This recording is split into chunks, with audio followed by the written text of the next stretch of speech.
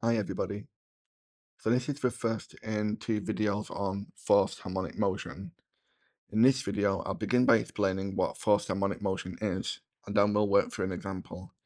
In the second video, we'll work through a different example. So I showed you previously that with damped harmonic motion, the system's oscillation is reduced by a damping force proportional to its velocity. With forced harmonic motion, this occurs when an external periodic force is applied to an oscillating system, driving it to oscillate at a frequency equal to the external force. The corresponding differential equation is given here. We have an acceleration term, a velocity term, and a displacement term.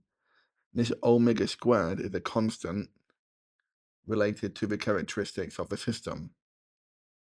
And unlike with damped harmonic motion, this is equal to another function, and it is this function which is the driving force of the harmonic motion. So the key difference between the two lies in the external force. In forced motion, the force maintains the oscillation. Energy decreases over time, leading to an eventual rest. Some real-life examples of forced harmonic motion include pendulum clocks. The pendulum in a clock, affected by friction and air resistance, requires regular small forces from the clock's mechanism to keep swinging. This is forced harmonic motion. Another example could be a child on a swing. The swing experiences air resistance and friction, slowing it down. However, with a periodic push, the motion can be maintained, representing, again, forced harmonic motion. Another example includes musical instruments. When a string on an instrument like a guitar is plucked, it vibrates to create sound. By changing the vibrating length of a string, the musician creates forced harmonic motion, altering the frequency of the sound. So I hope this has given you an idea of what forced harmonic motion is. In the next two examples, we're going to look at how we can model them with differential equations. So if we begin with example 1, so for our first question, we're told that a particle q is moving in a straight line, and the displacement x meters of q from its starting point at time t seconds satisfies this differential equation. And this 16 sine t is the driving force. And we're given these initial conditions. For part A, we need to find an expression for x in terms of t. So we need to find the particular solution for this differential equation. And then for part B, we need to use that solution to work out x when t equals pi over 3. So the first thing we need to do is to set up our auxiliary equation. And this comes from this part of a differential equation. So the coefficient of our quadratic term will come from here. So this will just be 1m squared. You can see we have no dx by dt terms, and we've got a constant of 9. So this will be m squared plus 9 will equal 0. And when we solve this, we get m will equal 0 plus or minus 3i. And now we can use this to work out our complementary function.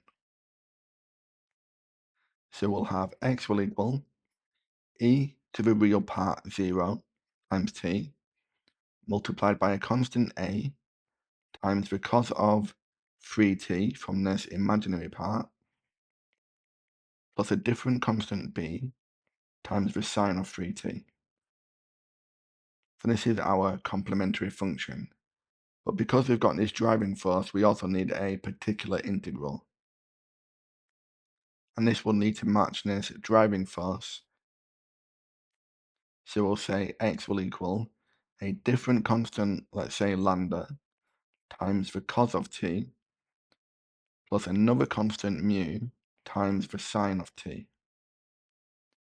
We also need to work out d squared x over dt squared to substitute that into here.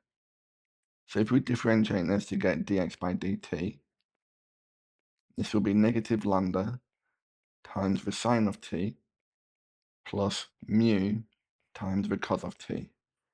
If we differentiate it again, we get negative lambda times the cos of t minus mu times the sine of t. And then we substitute this one into here and the x term into here.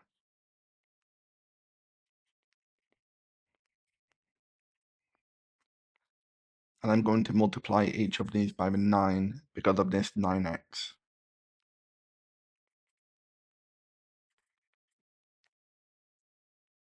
So this is the left-hand side of a differential equation, and this will equal the right-hand side, the 16 sine t, plus the 0 cos t. I've included the cos t so we can equate the coefficients of sine and cos. So if we begin with the cos, I'll highlight this in purple, and then the sine, I'll factor out the cos t. We'll have the negative lambda plus the 9 lambda, and then I'll factor out the sine t. This will give us negative mu, positive 9 mu, and this will equal the right-hand side.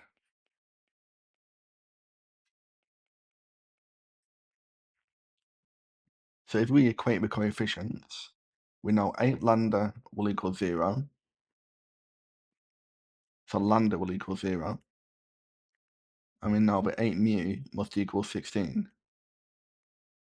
so mu must equal 2. So our particular integral will have 0 cos t, this term will go, and we'll have a positive 2 here.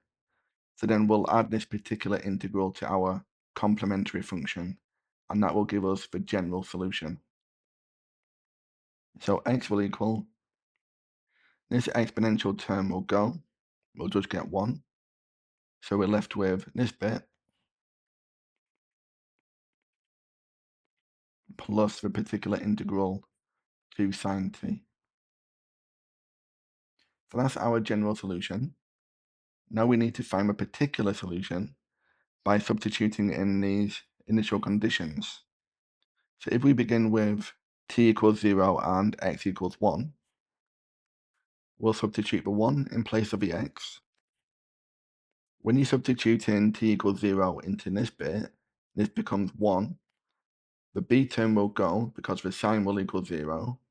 The same thing here, and this will go. So a will equal 1. Then to work out b, we need to differentiate the general solution to find dx by dt, which we can then make equal to 8. So dx by dt, when we differentiate this, we get negative 3a sine 3t. When we differentiate this term, we get plus 3b cos 3t. And when we differentiate with 2 sine t, we get 2 cos t. So dx by dt will equal 8. And again, when you substitute in t equals 0, this term will go. This will become 3b, and this will become 2.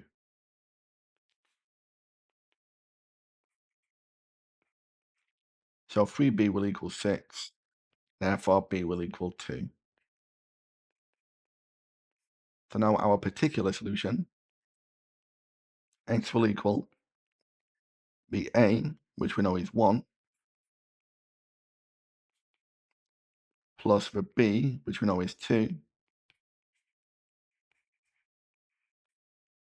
and that particular integral 2 sine t. So this is our expression for x in terms of t. For part b, calculate the value of x when t equals pi over 3. So all we need to do is substitute pi over 3 into here. So we'll get x will equal the cos of 3 multiplied by pi over 3. So this will just give us pi, plus 2 times the sine of pi, plus 2 sine pi over 3. The cos of pi is negative 1, the sine of pi is 0, and the sine of pi over 3 is root 3 over 2.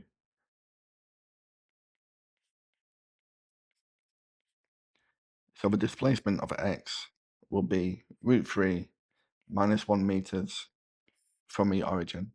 Okay? So I hope that's given you an idea on how we can model with forced harmonic motion. In the next video, we're going to look at setting up the differential equation by considering the different forces.